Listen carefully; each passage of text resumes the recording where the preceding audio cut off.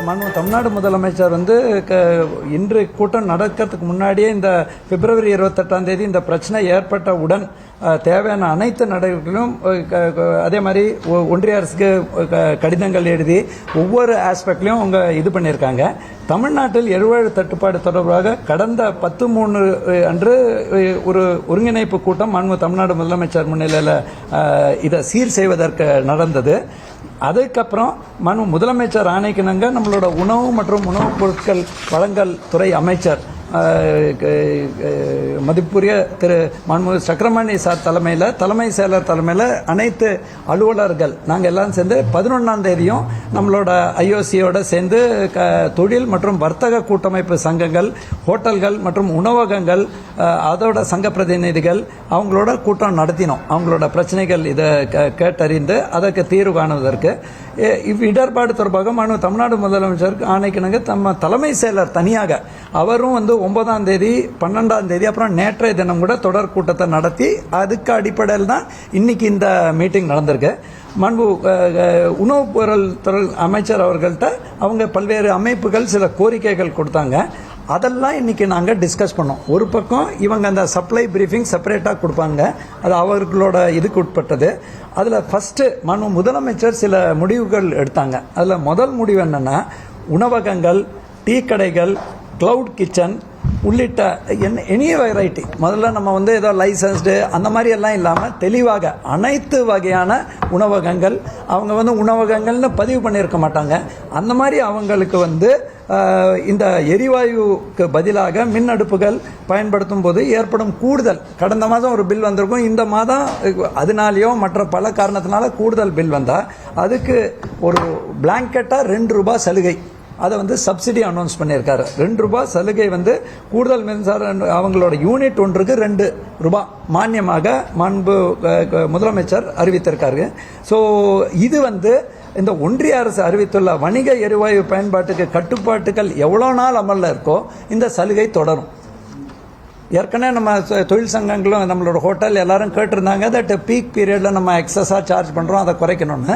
இது ஹோட்டலுக்கு மட்டும் அல்லாமல் நிறைய பேர் இப்போ கிளவுட் கிச்சன் ஹோட்டல்னு பதிவு பண்ணியிருக்க மாட்டாங்க. அவங்க எல்லாருக்கும் இதை தெளிவுபடுத்துகிறவங்க அனைத்து வகையான உணவகங்கள் உணவு தயாரிக்கும் பொழுது அதுக்கப்புறம் அதில் நாங்கள் பிரிச்செல்லாம் பார்க்க மாட்டோம். இது கூடுதல் செலவு ஏசி நாளாச்சா இல்லையா ஹீட்டர் நாளாச்சான்னு பார்க்க மாட்டோம். அதுக்கு அந்த கூடுதல் செலவு யூனிட் என்ன இந்த மாதமோ அடுத்த மாதமோ எது வரைக்கும் இந்த பிரச்சனை இருக்கோ அந்த கூடுதல் செலவுக்கு ஸ்ட்ரெயிட்டா ₹2 மானியம். அதான் ரொம்ப சிம்பிளா அவங்களுக்கு போய் சேரும்ங்கிறதுக்காக அந்த மானியத்தை அனௌன்ஸ் பண்ணியிருக்காங்க.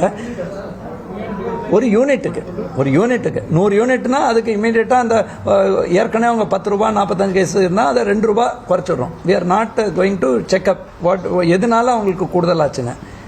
நெக்ஸ்ட் அதனால தான் தெளிவுபடுத்த சொன்னாங்க முதலமைச்சர், தட் இது ஏதோ ரெஸ்டாரண்ட்டுக்கு மட்டும் இல்லை, இதுக்கு மட்டும் இல்லை, அதுக்கப்புறம் பதிவு பண்ண லைசன்ஸ்டுன்னு சில பேர் லைசன்ஸ் வாங்கும்போது சப் லைசன்ஸ் போட்டிருக்க மாட்டாங்க, கிளவுட் கிச்சன் வீட்லேயே கூட பண்ணியிருப்பாங்க, அது எல்லாத்தையும் சொல்லியிருக்காங்க. எல்லா நேரமுங்க ஒரு மாசத்துல கூடுதலா இதை பயன்படுத்தினால ஃபுல் டைம் என்ன இன்க்ரீஸ் ஆயிருக்கோ அதில் ₹2 மானியம். அதான் சிம்பிளா அவங்களுக்கு போய் சேர மாதிரி போறதுக்கு. அந்த கஸ்டமர் யார் வேணாலும் இந்த இப்போ நம்ம முதல்ல சொன்ன 51,000 ரெஸ்டாரண்ட்ஸ் இருக்காங்க, 159 ஹை டென்ஷன் இருக்காங்க, அந்த மாதிரியே பார்க்காம, ஏன்னா பல பேர் வீட்டில் கூட சமைக்கிறாங்க, அப்புறம் கிளவுட் சப்ளை பண்றாங்க, சில பேர் லைசன்ஸ்ல உணவகங்கன்னு போட்டிருக்க மாட்டாங்க. டீ கடைகள் குறிப்பா முதலமைச்சர் தெளிவுபடுத்த சொன்னார், டீ கடையும் ஏதாவது இபி ரிலேட்டட் பொருளை வச்சு அவருக்கு இன்க்ரீஸ் ஆச்சுன்னா அவருக்கும் பயன். அனைத்து வகையான இது தயவு செய்து தெளிவுபடுத்துங்க. உணவகங்கள்னு வந்தாலே கூடுதல் மின்சார செலவு போன மாசத்தோட இந்த மாசம் அவருக்கு வந்தா அதுக்கு ₹2 மானியம். ரெண்டாவது, எரிவாயு பயன்படுத்தும் குறு சிறு மற்றும் நடுத்தர தொழில் நிறுவனங்களுக்கு நெருக்கடியை சமாளிக்கும் வகையில் மின் அடுப்புகள், இண்டக்ஷன் ஸ்டவ்வோ இல்லையா எலக்ட்ரிக் ஸ்டவ் உள்ளிட்ட மின் உபகரணங்கள் கொள்முதல் செய்வதற்கு இளைஞர்களுக்கு வேலைவாய்ப்பு உருவாக்கும் திட்டம் ஒன்று UIEGPன்னு, அதில் 25% அதிகபட்சமாக ₹3.75 லட்சம் மானியத்துடன் கடன் வழங்கவும், இதே மாதிரி தமிழ்நாடு மகளிர் தொழில் முனைவோர் மேம்பாட்டு திட்டத்தின் கீழ் 20% ₹2 லட்சம் மானியத்துடன் ₹10 லட்சம் வரை கடன் வழங்கவும் மற்றும் அண்ணல் அம்பேத்கர் தொழில் முன்னோடிகள் திட்டத்தின் கீழ் 35% அதிகபட்சமாக ₹1 கோடி வரை மானியத்துடன் கடன் வழங்கவும் ஆனரபிள் சிஎம் ஆணையிட்டிருக்காருங்க.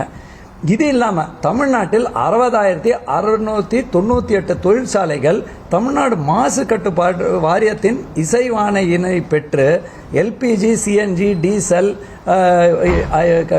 இந்த ஆயில், அதுக்கப்புறம் விறகு போன்றவற்றை எரிபொருளாக பயன்படுத்தி இயங்கி வருகிறது. இந்நிறுவனங்கள் எல்பிஜி, சிஎன்ஜி போன்ற எரிபொருட்களுக்கு மாறாக மண்ணெண்ணெய், ஆர்டிஎஃப், HSD, பயோமாஸ் போன்றவற்றை எரிபொருளாக பயன்படுத்தி கொள்ளலாம் எனவும் இதற்கு தமிழ்நாடு மாசு கட்டுப்பாட்டு வாரியத்தின் இசைவினை பெற தேவையில்லை.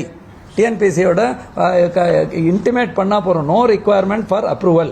தகவல் தெரிவித்தால் மட்டுமே போதுமானது. ஏற்கனவே நாங்க பத்திரிகை மற்றும் தொலைக்காட்சியில் முதலமைச்சரும் பார்த்திருக்காங்க. திடீர்னு ஹோட்டல்கள் எல்லாம் பால் வாங்க முடியலன்னா என்ன பண்ணலாம்னா நம்மளோட அனிமல் ஹஸ்பண்டரி டிபார்ட்மெண்ட் மூலமா ஆவின் பால் கூட்டுறவு சங்கங்கள் கட்டுப்பாட்டுகள் ஏதுமின்றி பெற்றுக்கொள்ள நடவடிக்கை எடுக்க ஆணைப்பட்டுள்ளது.